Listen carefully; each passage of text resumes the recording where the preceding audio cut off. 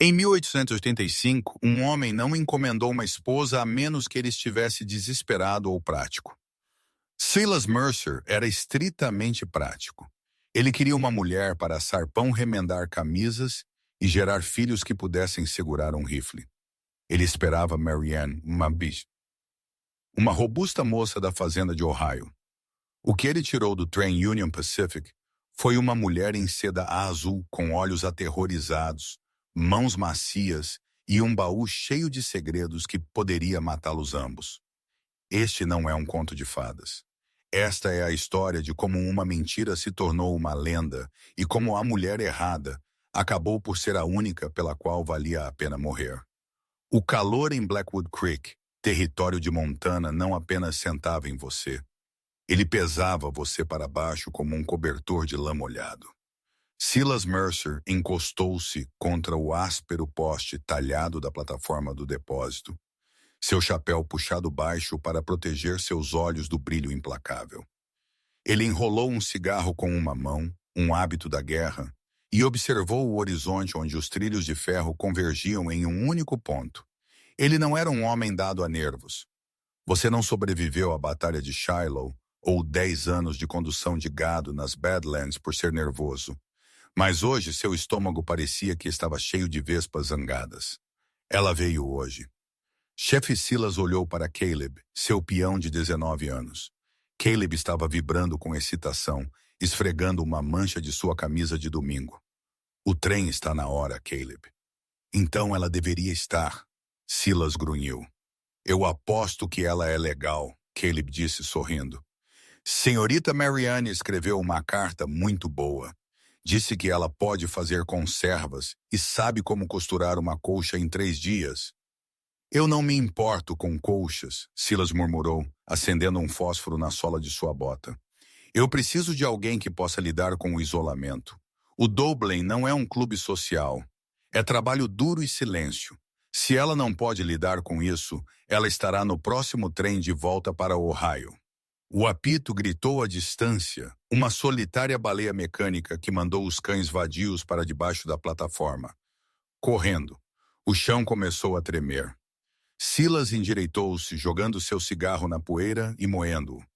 Ele havia arranjado este casamento através de uma agência em St. Louis. Ele precisava de uma parceira, não de uma amante.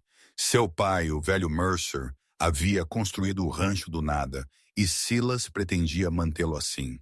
Mas um rancho precisava de herdeiros e uma casa precisava de ordem. Marianne Miller, uma filha de fazendeiro de 24 anos, soava robusta, confiável, descomplicada. A locomotiva bufou para a estação, sibilando vapor e jorrando fuligem.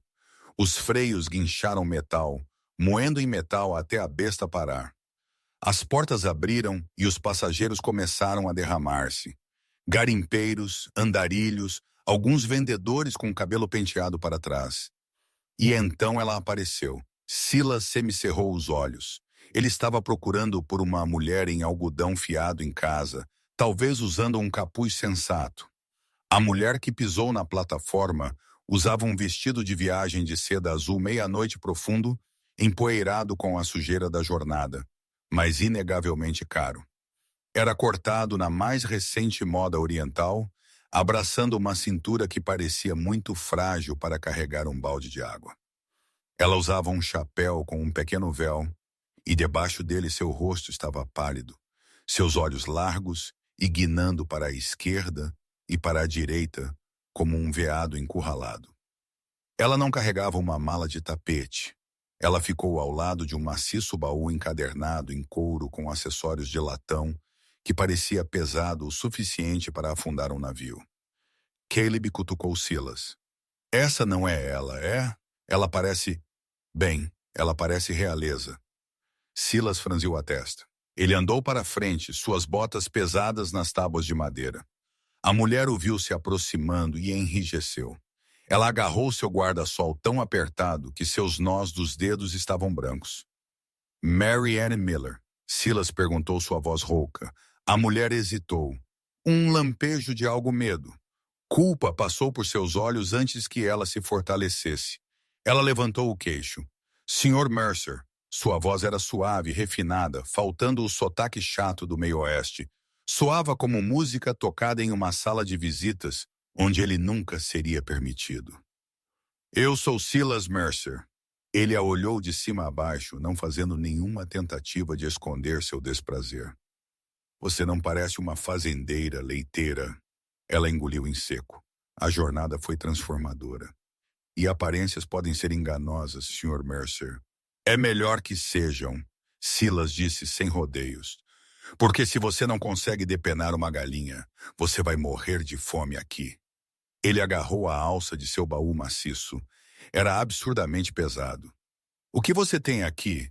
Barras de ouro, livros, ela disse rapidamente. Muito rapidamente. E relíquias de família. A porcelana da minha mãe. Silas zombou. Porcelana em um rancho de gado. Caleb agarrou a outra ponta. Vamos carregar isso antes que os cavalos morram de velhice. A viagem de volta para o Dublin foi excruciante.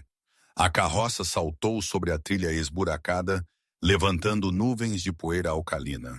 Silas sentou-se em silêncio, segurando as rédeas, enquanto a mulher, esta suposta Mary Ann, sentava-se rigidamente ao lado dele, agarrando o trilho do assento. Ele a observou pelo canto do olho. Ela se encolheu a cada sombra. Ela olhou para a vasta paisagem vazia, não com a apreciação de uma colonizadora, mas com o terror de uma exilada. Você está quieta, Silas notou depois de 1 hora. Estou cansada, ela respondeu. Temos trabalho a fazer quando voltarmos. O jantar precisa ser cozinhado. Os meninos estão com fome. Ela virou-se para ele e, por um segundo, a luz do sol pegou seu perfil. Ela era bonita, perturbadoramente assim. Maçãs do rosto altas, uma boca que parecia acostumada a sorrir, mas havia esquecido como.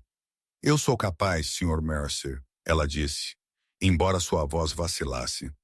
Eu cumprirei minha parte do acordo. Veremos, Silas disse. Enquanto eles paravam na casa do rancho, uma estrutura de toras de um andar extensa, com uma varanda envolvente. Velho Gus, o cozinheiro e intrometido geral, saiu limpando as mãos em um avental engordurado. Senhor Todo-Poderoso, Gus sussurrou enquanto a ajudavam a descer.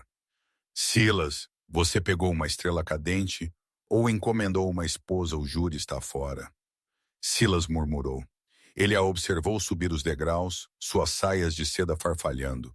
Ela não andava como uma moça da fazenda. Ela andava como se estivesse entrando em um tribunal onde ela era a acusada. Silas Mercer tinha um pressentimento que havia salvado sua vida 1 dúzia de vezes. E agora aquele pressentimento estava gritando que Mary Ann Miller era uma mentira. Mas o trem não voltava para o leste até terça-feira.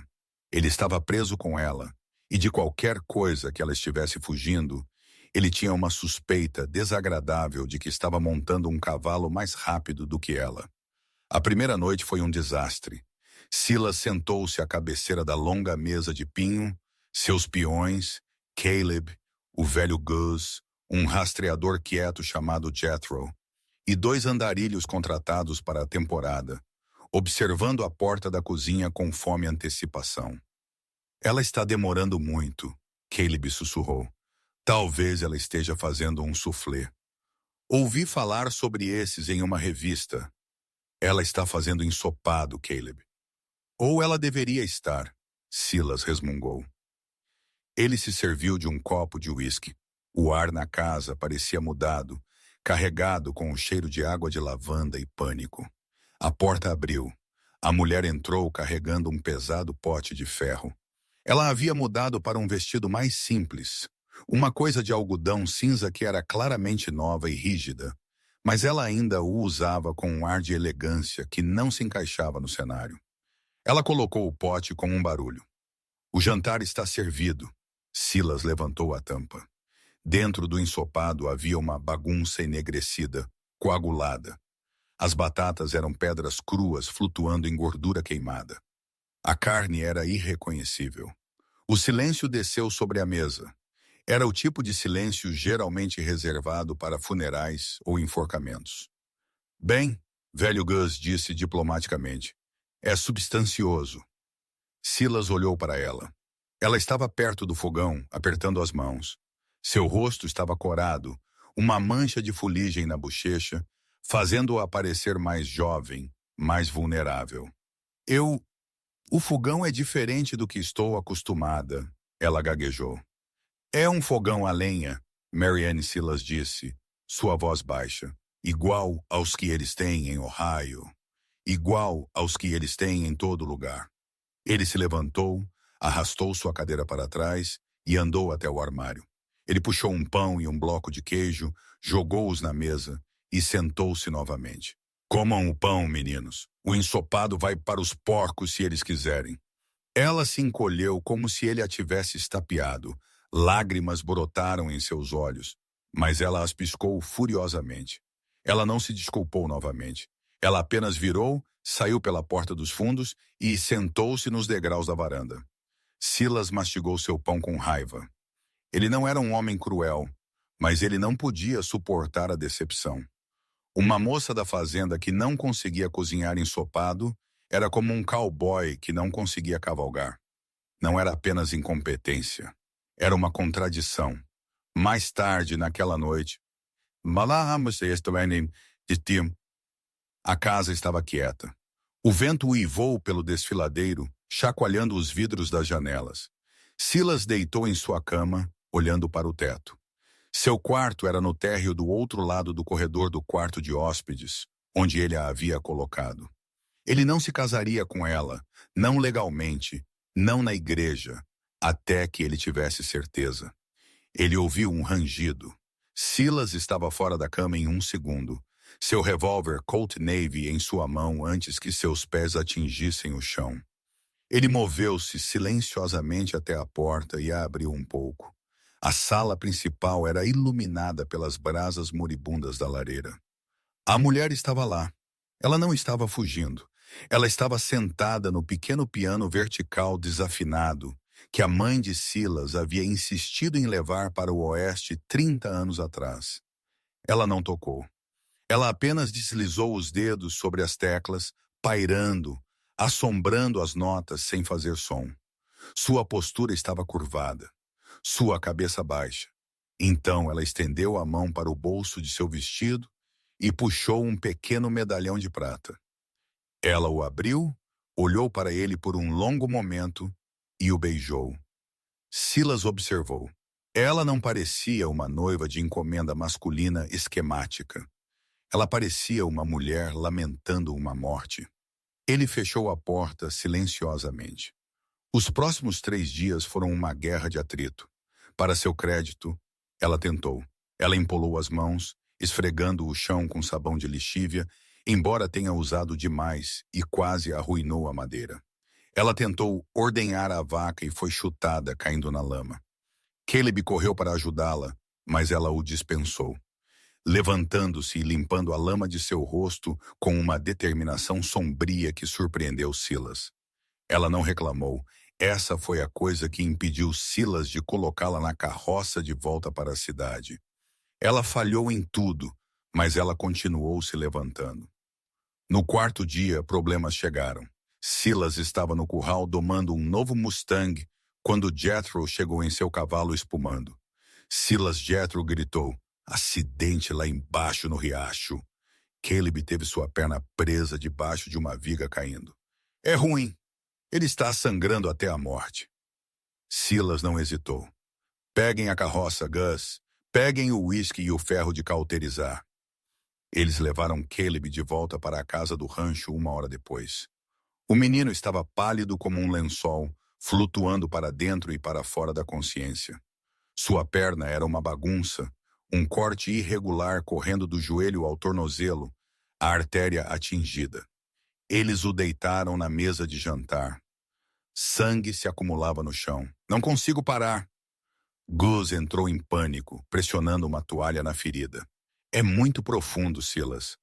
Precisamos de um médico, mas o cais é 2 dias de cavalgada em Helena. Ele não tem 2 dias, Silas disse, sua voz apertada. Ele agarrou um cinto para fazer um torniquete, mas suas mãos, geralmente firmes, estavam escorregadias com sangue. Mova-se. A voz era afiada, imperativa. Silas olhou para cima. A mulher estava lá. Ela não era mais o veado trêmulo. Seu rosto estava petrificado. Ela havia arregaçado as mangas, revelando braços pálidos e esbeltos. Saia do caminho, ela ordenou. Ela empurrou Gus para o lado com força surpreendente. Marianne, este não é um lugar para Silas, começou. Eu disse, mova-se, ela retrucou.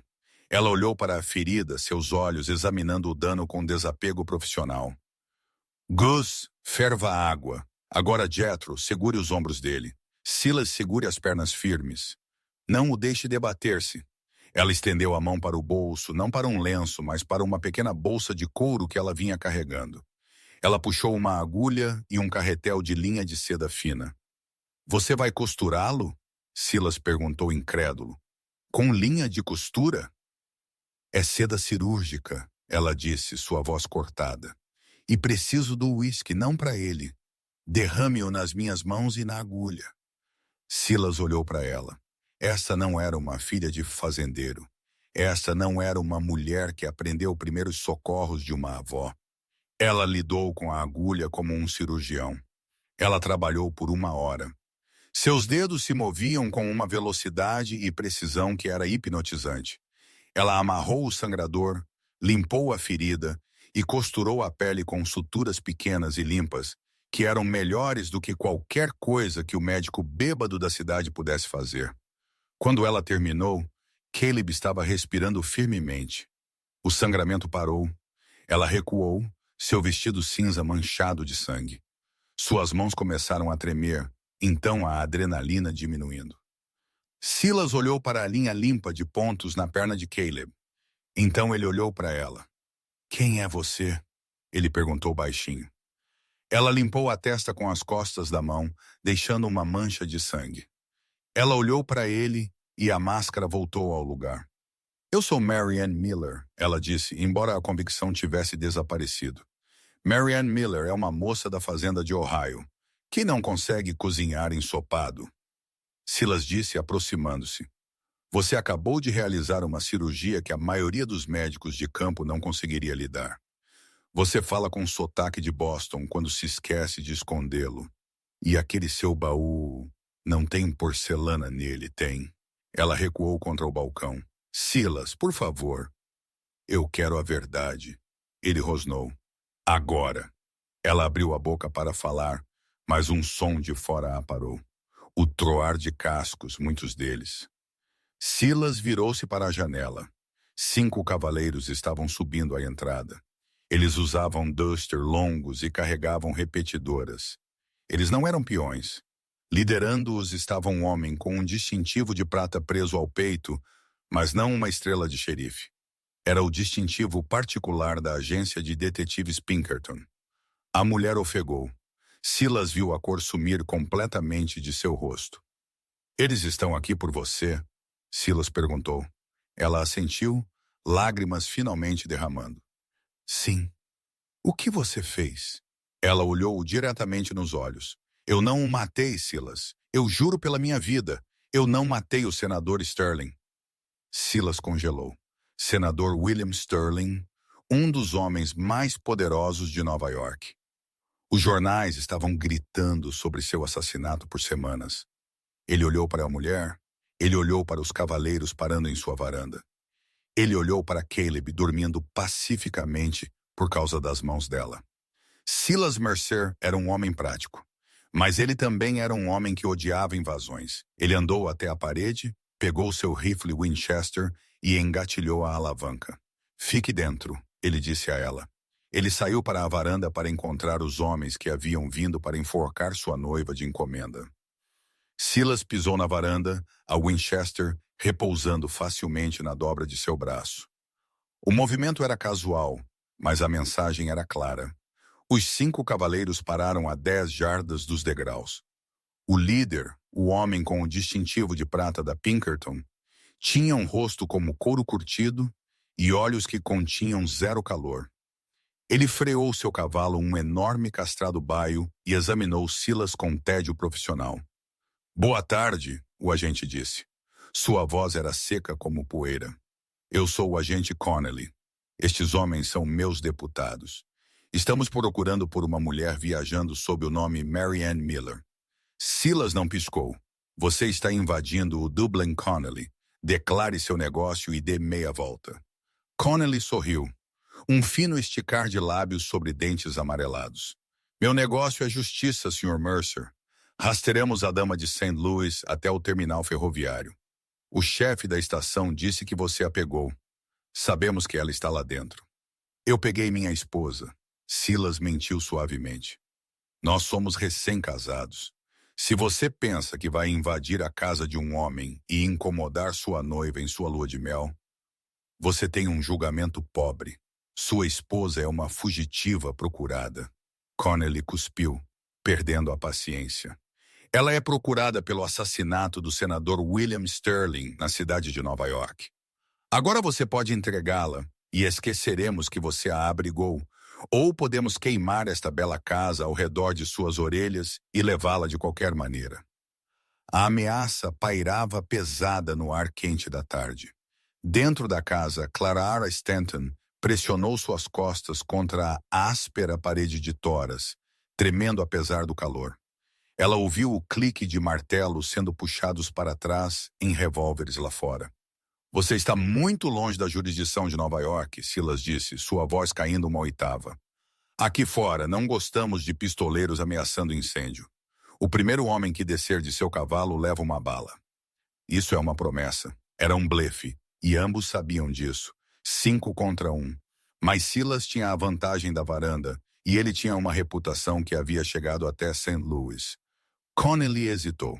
Ele foi pago para trazer a mulher de volta, não para entrar em um tiroteio com um rancheiro veterano em sua própria terra. Certo, Mercer, Connelly murmurou, afastando a mão de seu cinto de arma. Tenha seu jeito por hoje. Mas não estamos saindo.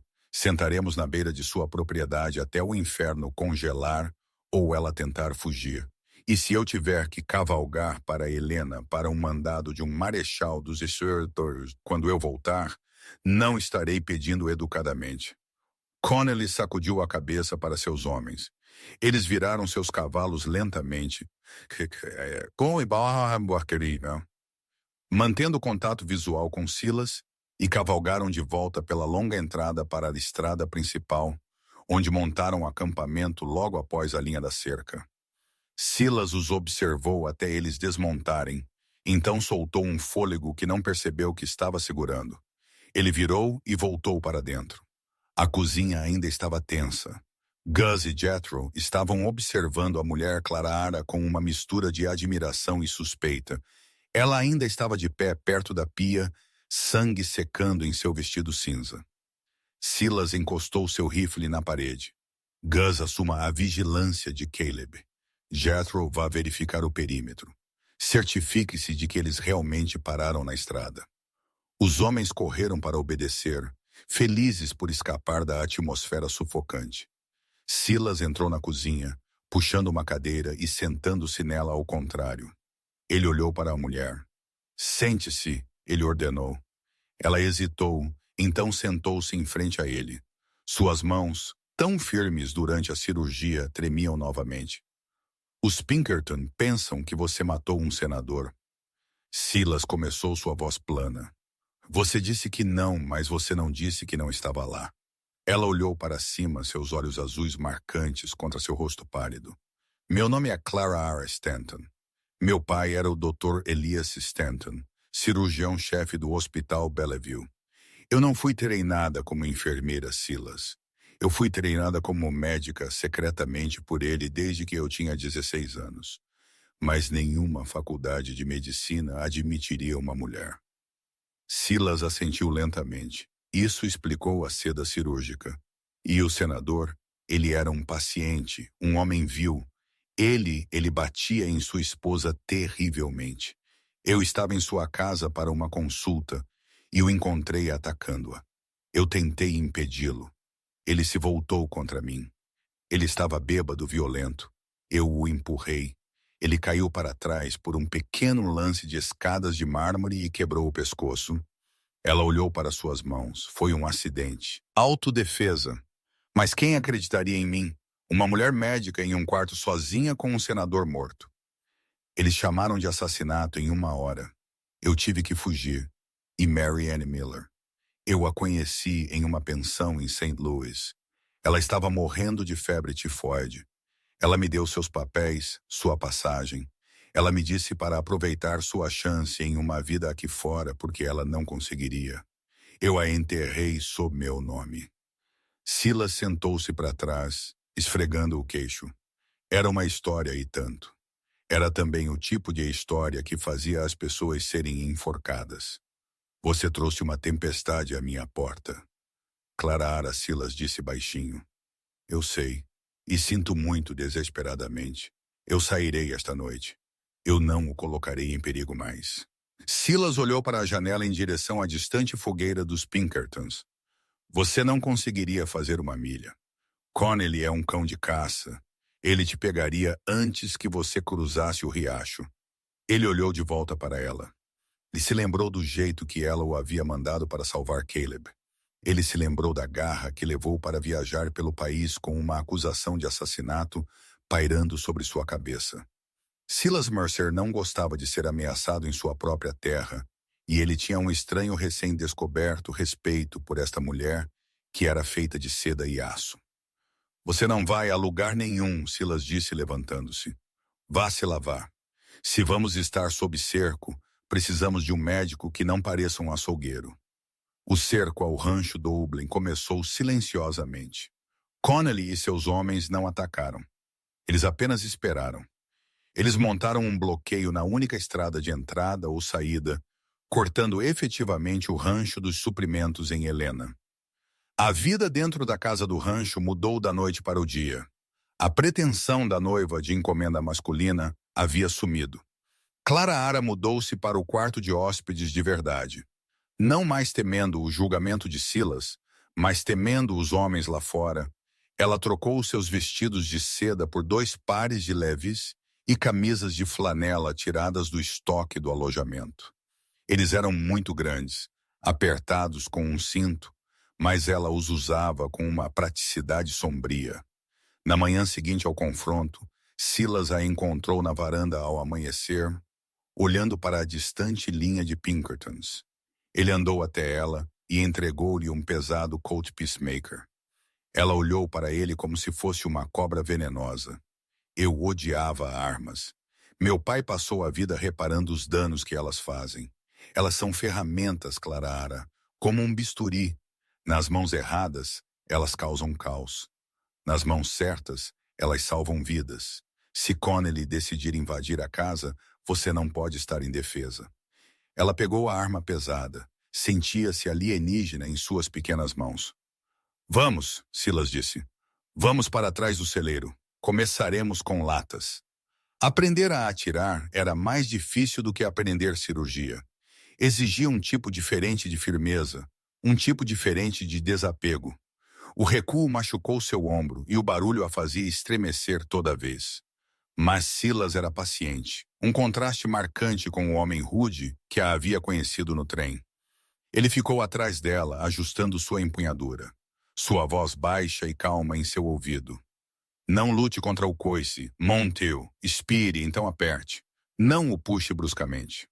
No terceiro dia, ela conseguia acertar um poste de cerca a 50 jardas consistentemente. Não era tiro de precisão, mas era suficiente para defender uma porta. A dinâmica na casa mudou. Os homens, Gus, Jethro e os 2 andarilhos, Pete e Shorty, haviam estado cautelosos com ela no início. Mas enquanto Caleb começou a se recuperar, sua febre diminuindo, graças ao monitoramento constante de Clara e compressas de ervas, sua atitude mudou para respeito protetor. Ela não era mais a esposa do chefe. Ela era a médica do rancho. Ela talou o dedo de Pete quando uma ferradura o esmagou. Ela deu a Gus uma pomada para sua artrite que realmente funcionou. Ela não cozinhou.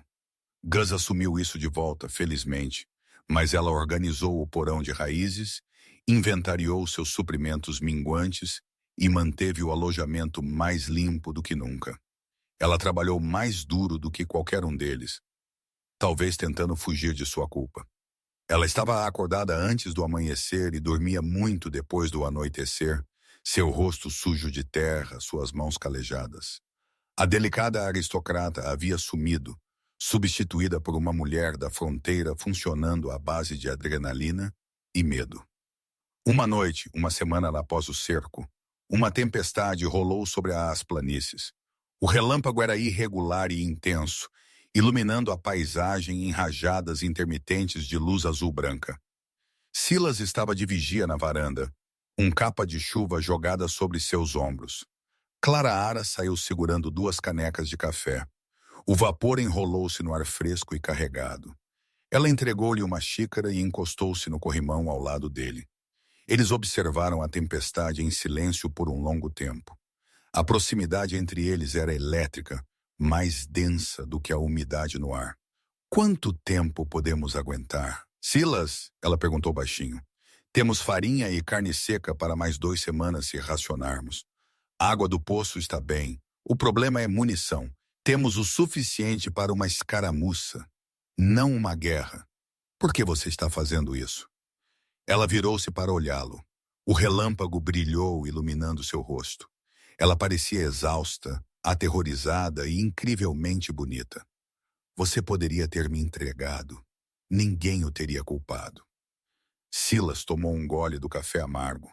Ele olhou para a escuridão em direção onde os Pinkertons estavam amontoados sob suas lonas de lona. Meu pai construiu este lugar com nada além de coragem e uma recusa em recuar. Silas disse que ele me disse uma vez que o caráter de um homem não é medido pelo que ele constrói, mas pelo que ele defende. Você está sob meu teto, Clara.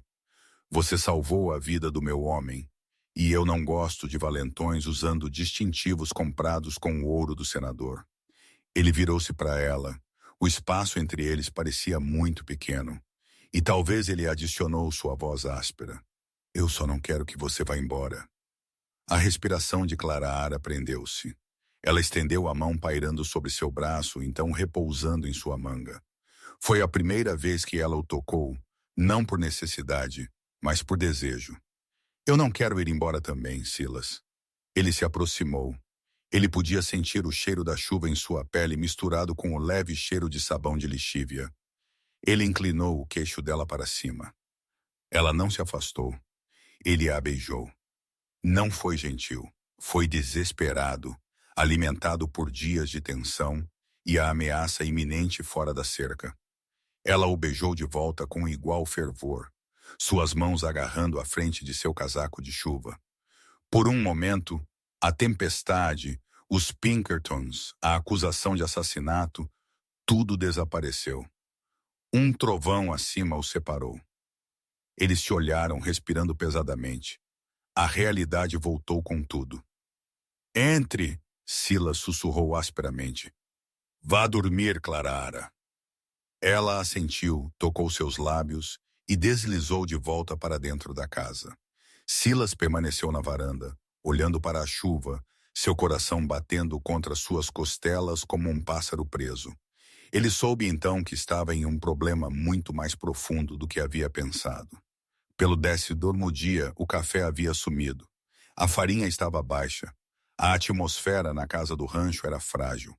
Os homens estavam inquietos, cansados de estarem confinados, cansados da constante ameaça pairando sobre eles. Precisamos de suprimentos, o chefe disse no café da manhã, empurrando um prato escasso de feijão. Não podemos lutar se estamos morrendo de fome. Silas sabia que ele estava certo. Eles precisavam de um corredor para passar pelo bloqueio de Connelly e chegar à próxima cidade, Bitter Creek, para comprar munição e comida. Ele olhou ao redor da mesa. Caleb ainda estava muito fraco para cavalgar com força. Pete e Shorty eram bons ajudantes, mas andarilhos. Ele não podia confiar na lealdade deles se os Pinkertons lhes oferecessem um suborno. Seus olhos caíram sobre Jethro. O rastreador era bastante eficiente e conhecia o terreno melhor do que ninguém. Ele estava com Silas há 5 anos. Jethro Silas disse, pensa que pode passar por eles esta noite, Jeepem? Pegue a trilha do cânion em direção ao cume. É áspera, mas eles não estarão observando. Jethro assentiu, mastigando lentamente. Fácil o suficiente. Os homens de Connelly são meninos da cidade. Eles se atêm às estradas. Posso estar em Bitter Creek ao amanhecer amanhã de volta na noite seguinte. Pegue a égua. Ela tem pé firme no escuro. Pegue uísque, farinha, café e cada cartucho de munição, e 330 que você puder carregar. Silas deslizou uma pesada bolsa de couro com moedas de ouro pela mesa. Jethro pegou a bolsa, sua expressão ilegível. Conte comigo, chefe. Jethro partiu 1 hora depois do pôr do sol, liderando a égua até estar bem depois do celeiro antes de montar. Silas o observou desaparecer na escuridão tinta da boca do cânion. Os próximos 2 dias foram agonia. Clara se jogou na inventariação de seus suprimentos médicos, preparando-se para a violência inevitável. Silas andava pela varanda, escaneando o horizonte até seus olhos arderem. O prazo veio e se foi. O pôr do sol do segundo dia chegou e a trilha do cânion permaneceu vazia. Talvez seu cavalo perdeu uma ferradura, Gus sugeriu otimisticamente enquanto comia um jantar silencioso de broa de milho e água. Talvez os Pinkertons o pegaram. Clara sussurrou o medo, gravando linhas ao redor de seus olhos. Silas não disse nada. Um poço frio estava se formando em seu estômago. Jethro nunca perdeu um prazo. O amanhecer do terceiro dia trouxe a resposta. Silas foi acordado pelo som de muitos cavalos se aproximando. Não foi sorrateiro desta vez, foi uma procissão. Ele pegou seu rifle e correu para a varanda. Clara estava logo atrás dele, enfiando sua camisa emprestada em seus jeans, segurando o pesado Colt. Connelly estava de volta, mas desta vez ele não estava sozinho com seus 4 deputados. Havia pelo menos 15 homens cavalgando atrás dele, agora mercenários de aspecto duro, pesadamente armados com rifles de repetição, e cavalgando bem ao lado de Connelly, olhando diretamente para frente, estava Jethro. Aquele filho da puta! Silas respirou seu aperto na Winchester, apertando até seus nós dos dedos ficarem brancos. A traição o atingiu mais forte do que um golpe físico. 5 anos de dificuldades compartilhadas vendidos por que uma recompensa Pinkerton. Os cavaleiros se espalharam, formando um semicírculo ao redor da frente da casa, ficando apenas fora do alcance fácil de pistola. Eles eram um pequeno exército. Connelly cavalgou alguns passos para frente, parecendo presunçoso. Bom dia, Mercer, ele gritou. Seu garoto Jethro aqui me diz que você está ficando sem feijão. Muito legal da parte dele nos poupar o trabalho de esperar você sair. Clara se aproximou de Silas. Quando ela viu Jethro, ela soltou um pequeno suspiro de desespero. As chances haviam mudado de difícil para impossível instantaneamente. Jethro recusou-se a olhar para a varanda. Ele manteve seus olhos fixos na maçaneta de sua cela. Acabou, Mercer! Connelly gritou, sua voz ecoando nas paredes do canyon. Tenho 20 homens aqui. Temos munição suficiente para transformar aquela cabana de toras em palitos de dente. Tenho um mandado federal agora assinado por um juiz em Helena, graças às informações que seu homem forneceu. Connelly puxou um pedaço de papel do bolso de seu duster e acenou com ele. Estou te dando uma última chance. Mande a mulher sair desarmada, mãos para o ar. Se você fizer isso, ninguém mais tem que morrer hoje. Você tem 5 minutos para decidir se ela vale a pena enterrar toda a sua equipe por ela. Connelly puxou um relógio de bolso de ouro de seu colete e fez uma exibição de verificá-lo. Silas olhou para a linha de rifles apontados para sua porta da frente. Ele olhou de volta para dentro da casa onde Caleb estava encostado na parede com uma espingarda, pálido mas determinado. Ele olhou para Gus, que estava segurando uma velha espingarda de dispersão enferrujada, suas mãos tremendo. Então ele olhou para Clara. Ela não estava olhando para os Pinkertons. Ela estava olhando para ele. Seus olhos estavam cheios de lágrimas, mas também com uma gratidão profunda e silenciosa. Silas, ela sussurrou. Não me entregue a eles, por favor. Jethro o traiu. Não deixe os outros morrerem por mim. Ela começou a se mover em direção aos degraus, pretendendo se render. Silas estendeu a mão e agarrou o braço dela. Seu aperto era de ferro. Eu te disse, Clara. Silas disse sua voz baixa e terrivelmente calma. Eu não gosto de valentões. Ele olhou para Connelly, então para Jethro, o traidor. Uma raiva fria e dura se apoderou dele. Ele levantou sua Winchester e puxou o cão com o polegar. Gus Caleb, vão para as janelas. Silas rugiu sua voz, quebrando o silêncio da manhã. Clara, pegue a porta dos fundos. Ele olhou para Connelly. Se você a quer, venha buscá-la através de mim. Ele não esperou pelos 5 minutos. Ele não esperou pela ordem de Connelly. Silas mirou no distintivo de prata preso ao peito de Connelly e puxou o gatilho. A bala de Silas não matou o agente Connelly. A distância e o movimento repentino do cavalo desviaram o tiro por centímetros, atingindo o ombro de Connelly em vez de seu peito. A força do impacto girou o detetive para fora de sua cela, e ele atingiu o chão com um uivo de raiva que foi imediatamente abafado pela erupção de tiros. Abaixem-se! Silas rugiu, derrubando Clara no chão de tábuas assim que a janela da frente explodiu para dentro. Estilhaços de vidro pulverizaram a sala como granizo de diamante. Balas bateram nas paredes de toras, perfurando a vedação e enviando baforadas de poeira para o ar. O barulho era ensurdecedor, um trovão contínuo de rifles de repetição que balançava a própria fundação da casa do rancho. Caleb, apesar de sua perna ferida, estava apoiado na janela lateral, disparando sua espingarda cegamente sobre o parapeito. Gus estava na outra janela, sua velha espingarda de dispersão retumbando como um canhão, embora suas mãos tremessem tanto que ele provavelmente não estava acertando nada além do céu.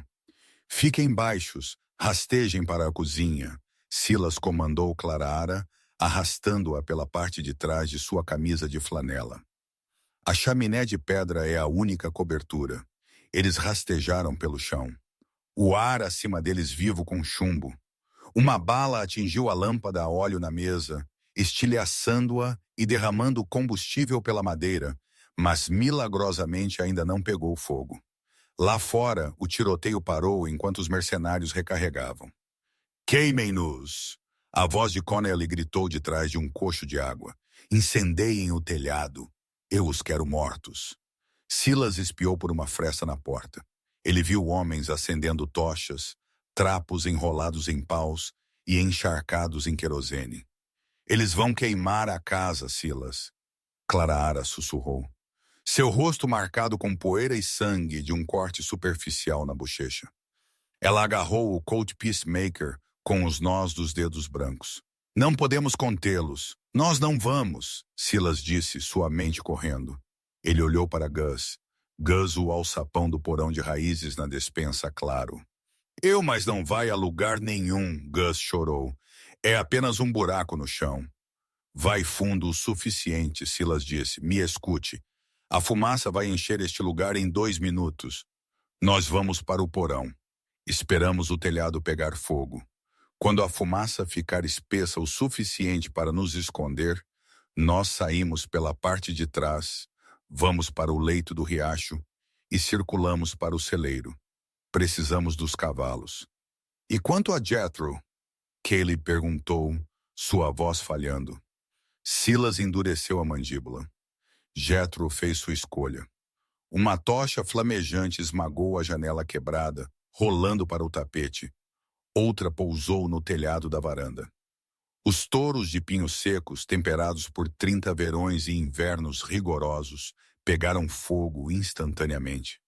O crepitar do fogo juntou-se ao som de tiros. Silas os conduziu para a despensa. Ele levantou o pesado alçapão. Vá, Clara primeiro.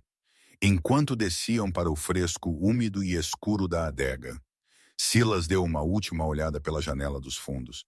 Ele viu uma figura correndo em direção à casa, não atacando, mas acenando com os braços. Era Jethro. O rastreador estava gritando com os homens de Connelly.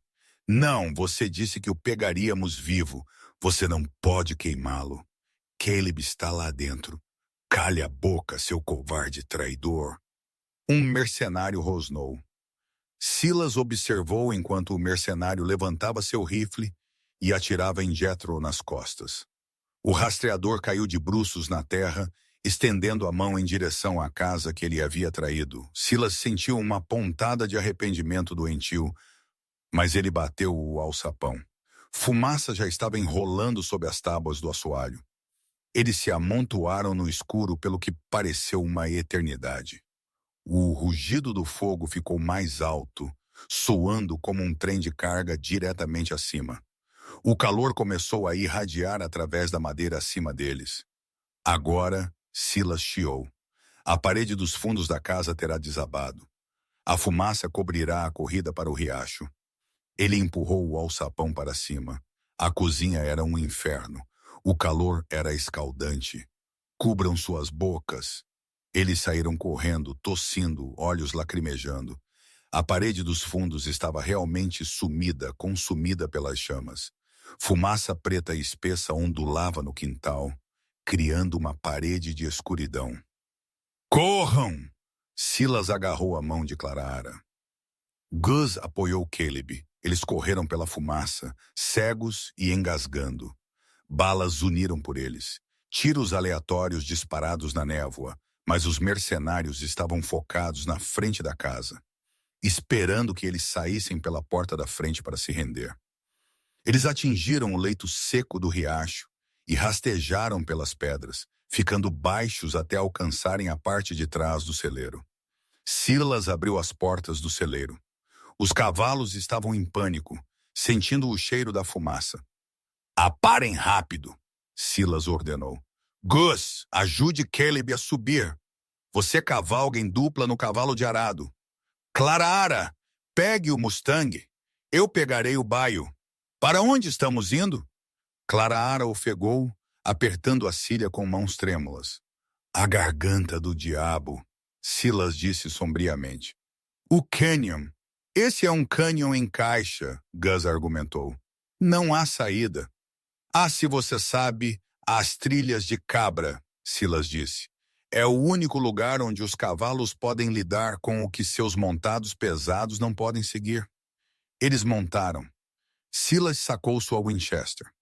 Quando eu abrir estas portas, nós cavalgamos duro. Não olhe para trás. Não pare por nada. Ele chutou as portas. A súbita explosão de ar fresco alimentou o fogo na casa principal, enviando um pilar de chamas 50 pés para o ar. A distração era a única chance deles. Sim. 4 cavalos saíram em trovoada do celeiro, cortando através do pasto em direção às imponentes falésias vermelhas das Badlands. Um grito subiu dos Pinkertons. Eles estão fugindo. Peguem os cavalos. Connelly gritou. Balas levantaram poeira ao redor dos cascos do Mustang de Clara. Ela se abaixou sobre o pescoço do cavalo, cavalgando não como uma dama em seda azul, mas como uma fora-da-lei desesperada. Eles atingiram a linha de árvores assim que o bando principal montou. A perseguição estava em andamento. A garganta do diabo era uma cicatriz irregular no rosto do território de Montana. Era um labirinto de rocha vermelha, quedas abruptas e caminhos estreitos e tortuosos que poderiam quebrar a perna de um cavalo com um único passo em falso.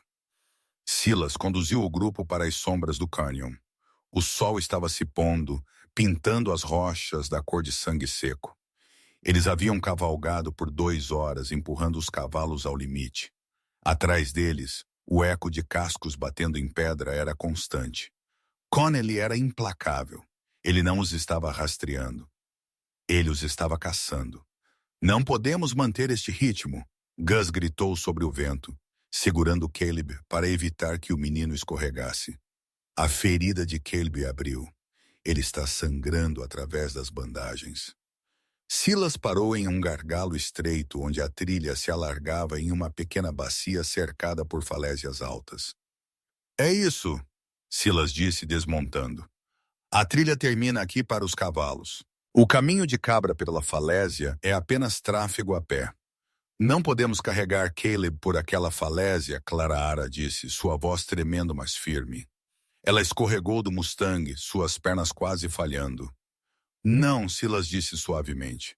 Não podemos. Ele andou até suas alforjes e puxou a última caixa de munição. Ele começou a carregar seus bolsos.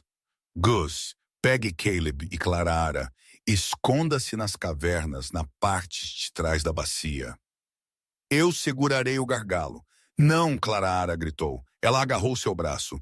Eu não estou te deixando aqui para morrer. Silas Mercer. Eu não vim tão longe para ser uma viúva antes mesmo de ser uma noiva.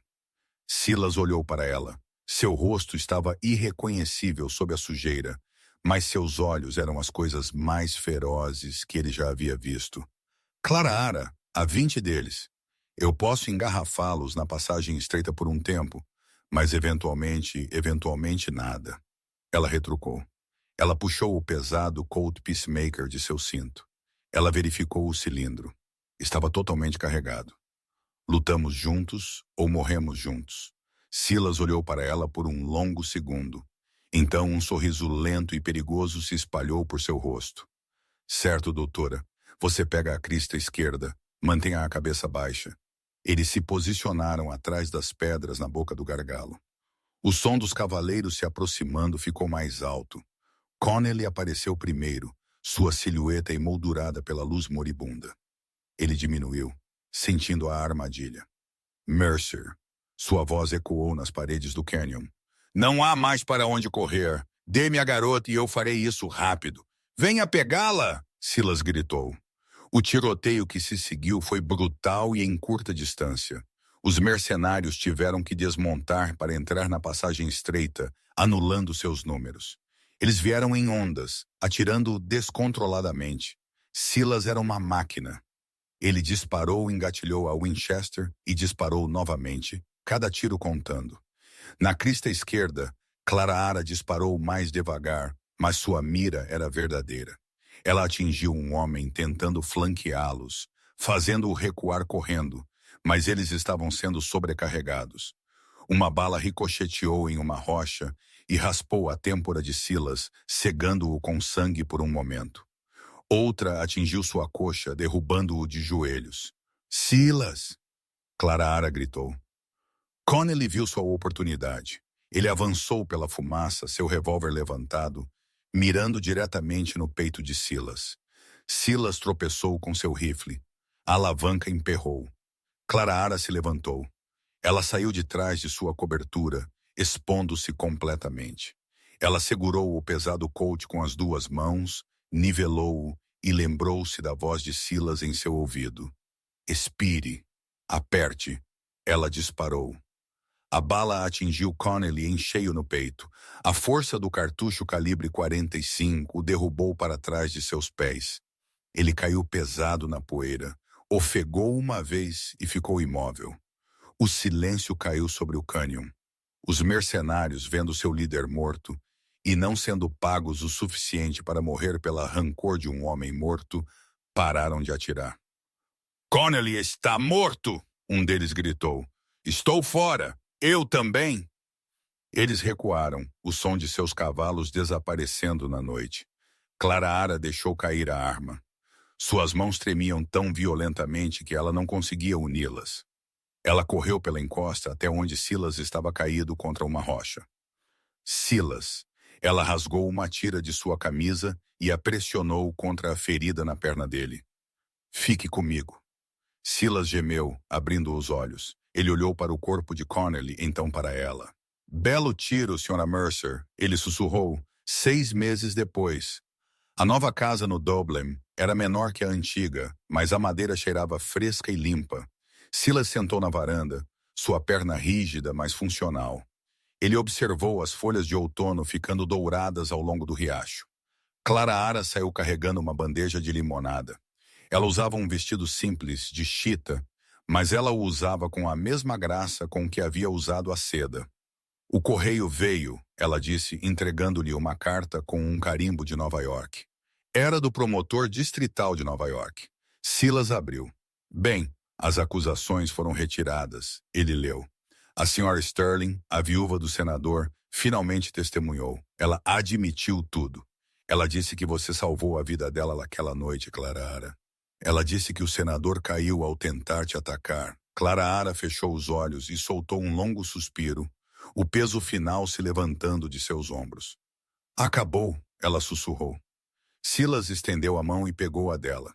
Ele a puxou para o banco ao lado dele.